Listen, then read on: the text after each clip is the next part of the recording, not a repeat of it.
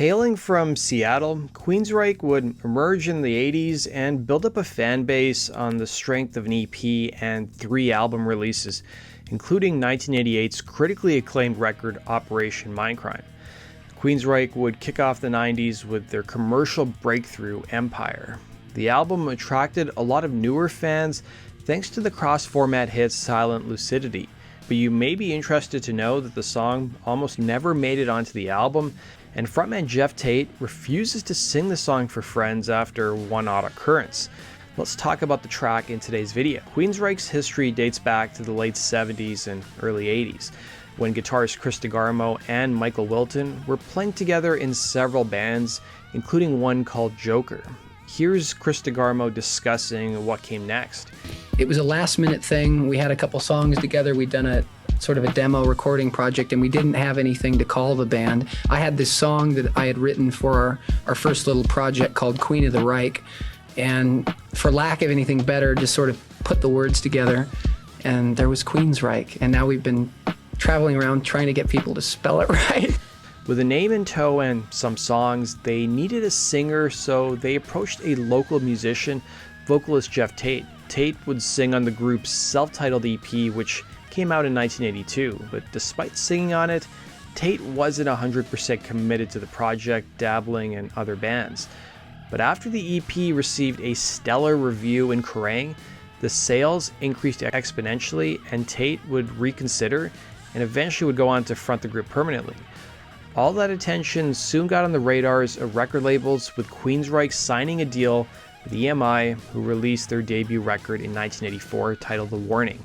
They'd follow it up with 1986's Rage for Order, both of which would eventually go on to sell 500,000 copies. They would return in 1988 with their critically acclaimed record Operation Mindcrime, a concept record that tells the story of a heroin addict who becomes disillusioned with society and becomes a political assassin. The record would peak at number 50 in the States, with the singles Eyes of a Stranger and I Don't Believe in Love becoming the band's first charting single stateside. For the group's 4th record, they would work with Rush and Alice Cooper producer Peter Collins in Vancouver, Canada. Empire, while not a concept record, proved to be more of a challenge to write, with Tate telling Metal Edge magazine, "It was more difficult because we didn't have a theme to write on. When you have a theme, it gives you a little bit more of an outline of what to do. This is a collection of songs."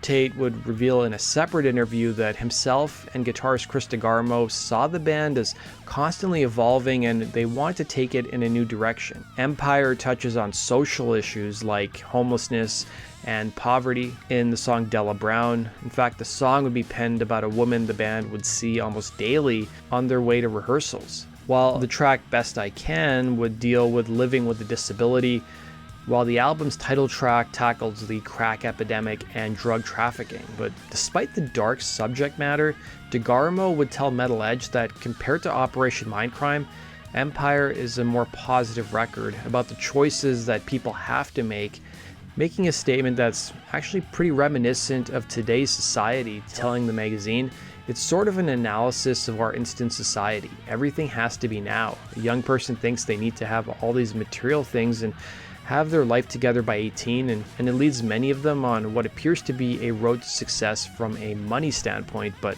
from a long-term standpoint, it's a path to hell." Empire would end up producing 6 charting singles, including Jet City Woman, Another Rainy Night, Best I Can, and today's topic and the band's biggest hit of their career, The song would be inspired by a 1974 book that DeGarmo read called Creative Dreaming by author Patricia Garfield. The book teaches the reader how to tap into one's subconscious mind and experience a lucid dream. A dream is considered lucid when it feels vivid and real, but you know it isn't. With the awareness that you're dreaming, a person can then shape the dream they're having, controlling the narrative, the characters, or even the environment.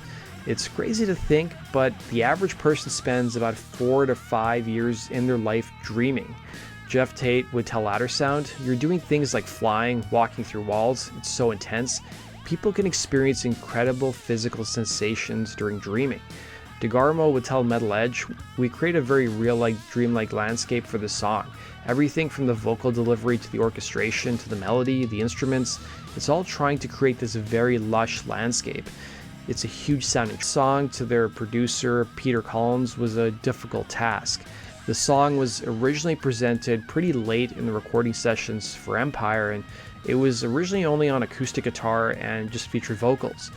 The lush orchestration hadn't yet been added to the song. Collins at the time really didn't think much of the track and thought it should be left off the record. Tate would remark to Eddie Trunk that maybe they presented the song too early to the producer, and it's really hard to imagine what the finished product would sound like out of thin air. But Tate and DeGarmo were pretty adamant about continuing to develop the song. That brings us to composer Michael Kamen, who throughout his career, which started in the 70s, would work on numerous critically acclaimed soundtracks and worked with so many popular artists, including Queen, Pink Floyd, and Metallica, to name a fact. With composer Michael Kamen, with him working on the band's debut record, as well as Operation Mindcrime. He would add the orchestration parts to Silent Lucidity, and the band would now head back to their producer with a much more fleshed out track. Tate would definitely put it on the record. Released as a single from Empire in February of '91, the song would end up topping the mainstream rock tracks chart, as well as peaking at number 9 on the Hot 100 chart. Silent Lucidity would be nominated for 2 Grammy Awards, including Best Rock Song and Best Rock Vocal Performance by a Duo.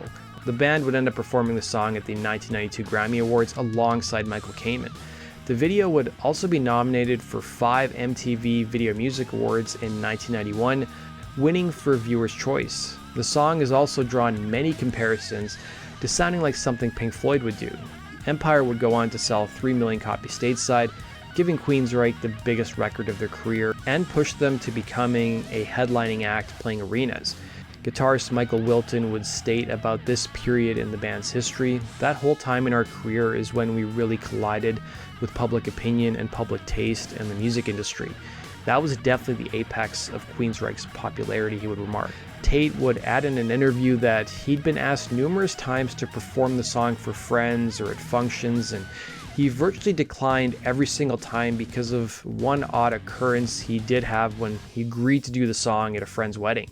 After his performance, the guests, not knowing who he was, came to him and told Tate that he sounded so much like the guy who sings the actual song and maybe he should consider a career in music. After that incident, he said he would never do the song as a favor to others. Tate has also talked about Silent Lucidity's lasting influence, stating, "People have been married to that song, children have been born to that song, people have been buried to that song, and children have been made to that song. It's really had quite an impact on the population, you know." The song would also be released as downloadable content for the video game Rock Band almost 10 years ago.